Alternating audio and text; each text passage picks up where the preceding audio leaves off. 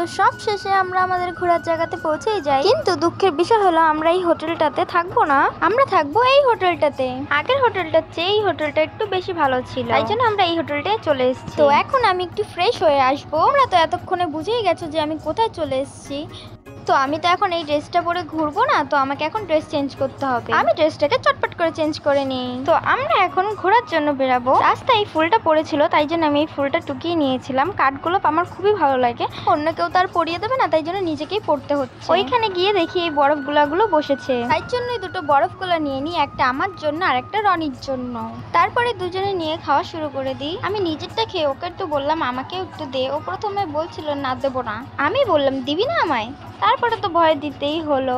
দেখো নিজেরটাও খাচ্ছে আবার আমারটাও খাচ্ছে, সবকিছু শুধু ভাগ বসায়। পরে আমরা আবারও গল্প করতে করতে হাঁটতে হাঁটতে রোদ্রের মধ্যে আমরা ঝাউবনে পৌঁছে যাই। আর এই যে হচ্ছে গিয়ে সেই ঝাউ বাগান। তারপরে গিয়ে এতটা হাঁটলাম, খিদে পাবে না? পিসার টাকা বসে বসে তিনজনে শুধু ধ্বংস করছিলাম। আবারও কুলফি কিনে খেলাম। আমার ওপরে একটু রনির দয়া হয়েছিল বলে আমাকে একটু খাইয়ে দিয়েছিল কুলফি নিজের থেকে। আমি মনে মনে ভাবলাম ভালোই তো, আমারটা আগে শেষ হবে না, তোরটা শেষ হয়ে যাবে। বাবা গো কত ভালোবাসা। আমার পায়ে ঠোসকা পড়েছিল বলে আমি বলেছিলাম আমি জুতো পরে হাঁটতে পারবো না, তাই জন্যই রনি আমার জুতোটা হাতে নিয়ে হাঁটছিল। এখনো যে কত দূর, হে ভগবান, রোদ্রে কালা হয়ে গেছি, তাই জন্যই একটা চশমা কিনে থোবড়াই দিয়েছি।